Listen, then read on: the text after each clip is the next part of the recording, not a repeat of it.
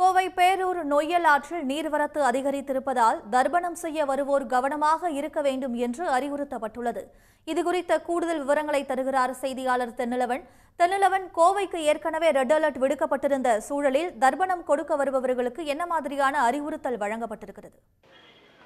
நிச்சயமாக. அதாவது கடந்த 2 நாட்களாக கோவை மாவட்டம் மேற்கு தொடர்ச்சி மலை அடிவாரங்களில் தொடர்ந்து கனமழை பெய்து வருகிறது. குறிப்பாக கோவை மாவட்டத்திற்கு நேற்று இன்று பார்த்திங்கன்னா ரெட் அலர்ட் விடுக்கப்பட்டுள்ளது. இதில் அதிக அளவு மழைப்பொழிவுன்றது மேற்கு தொடர்ச்சி மலை அடிவாரத்தில் தான் பெஞ்சிட்டு இருக்கு. குறிப்பாக சிறுவாணி நீர்பிடிப்பு பகுதிகளில் கூட 24 மணி நேரத்தில் கிட்டத்தட்ட 12 சென்டிமீட்டர் மழையானது பெய்திருக்கிறது. இதன் காரணமாக நொய்யல் ஆற்றில் வரக்கூடிய நீர்வரத்துன்றது மிகவும் அதிகரித்திருக்கிறது. இப்போ நாம் இருக்கக்கூடிய அந்த பேரூர் பகுதியில் கூட நேற்றைய தினம் கூட இந்த அளவுக்கு அந்த நீர்வரத்தானது இல்லை. இன்று காலையிலிருந்து இங்கே வரக்கூடிய நீரின் வரத்தானது அதிகரித்து வருகிறது. கிட்டத்தட்ட காலையிலிருந்து தற்போது வரை கிட்டத்தட்ட 6 படிகள் நிறைந்திருக்கிறது.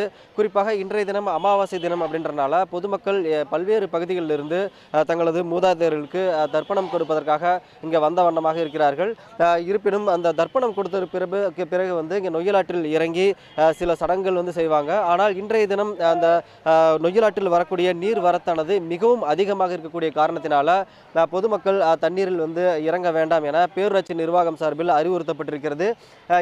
ஏற்கனவே இந்த பகுதியில் இதுக்கான அறிவிப்பு பலகையும் வைக்கப்பட்டிருக்கக்கூடிய சூழலில் தற்போது தொடர்ந்து நொய்யலாற்றில் வரக்கூடிய நீரின் வரத்தானது அதிகரித்தோடு மட்டுமல்லாமல் இங்கே அதாவது இந்த நீர்வழி பாதையில் இருக்கக்கூடிய பெரிய பெரிய மரங்களையும் இந்த நீரில் அடித்து வரக்கூடிய காட்சியை நம்மால் பார்க்க முடிகிறது.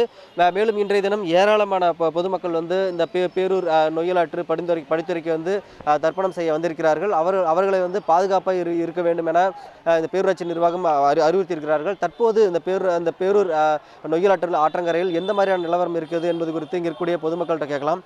ஆனால் நீங்கள் எங்கிருந்து வந்திருக்கீங்க, எதுக்காக வந்திருக்கீங்க, இப்போ நொய்யலாறு எப்படி இருக்குது?